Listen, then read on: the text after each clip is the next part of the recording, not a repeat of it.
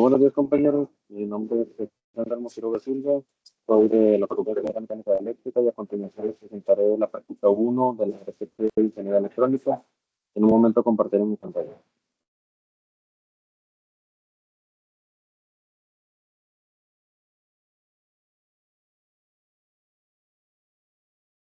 Bueno, primeramente vamos a empezar con la práctica número 1, que es la curva característica del diodo. Como les he repetido, mi nombre es José Antonio Quiroga Silva.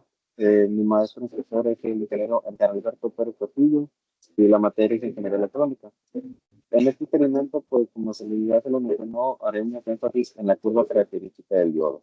El objetivo principal, pues, es obtener la curva característica por medio de una gráfica para ver cómo se está comportando mediante una comparación de la voltaje indirecta con la corriente indirecta. En este caso tenemos esta lista de materiales, el protoboard, un multímetro y una fuente de voltaje variable de 0 a 10 volts, una referencia de 1 kilo ohms y un diodo. El número de diodos más común, que es el I1N4148. En este caso, como la práctica se hará por medio de un software, no vamos a utilizar como tal los elementos físicos, pero en el software sí vamos a utilizar esta información, que nos va a servir. En este caso, utilizaremos el software denominado Multisim para hacer todas las conexiones y los circuitos eléctricos. Este va a ser nuestro circuito base, en el cual vamos a hacer las conexiones. Tenemos una fuente, tenemos el diodo y tenemos la interpretación de cómo poder conectarlo. ¿Okay? Una teoría preliminar así de sencilla para empezar a entender este tema de la curva.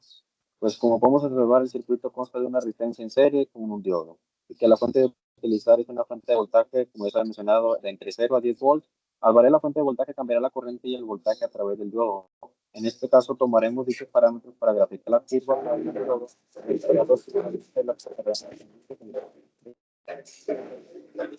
Estas son algunas de las ejemplos que estamos hacer, más que nada para que tengamos las bases de cómo poder hacer nuestra interpretación.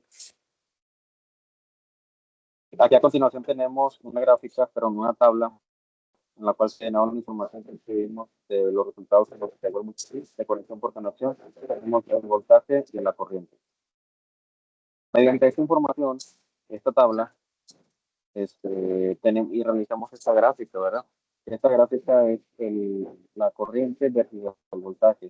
Aquí vemos cómo va descendiendo hasta cuando va ascendiendo, desde 0 volt hasta los 10, ¿verdad? Así empieza la simulación. Primero empezamos con un circuito con un voltaje de 0.0. Después utilizamos un voltaje de 0.2 y así fuimos subiendo hasta 0.4. Aquí tenemos los resultados en pantalla.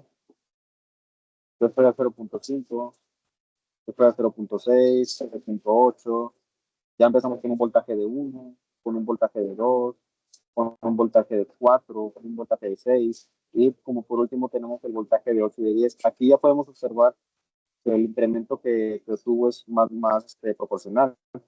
Ya tenemos en este caso con un voltaje de 8, tenemos 7.297 miliamperios con 703.168 milivolts. Voltaje de 10 tenemos 9.282 miliamperios con 718.314 milivolts. ¿Okay? Estos son los resultados que nos obtuvo el Multisim al momento de hacer las conexiones y de cambiar los valores, ¿verdad? Como por último, podemos concluir que el diodo se comporta como una simple resistencia, ya que no desaparece corriente en ambos sentidos, sino que solo conduce cuando la posición en directa y el voltaje supera cierto valor llamado voltaje umbral. En la polarización inversa, noté que prácticamente no circula corriente, lo que confirma como un dispositivo que permite el paso de corriente en una sola dirección.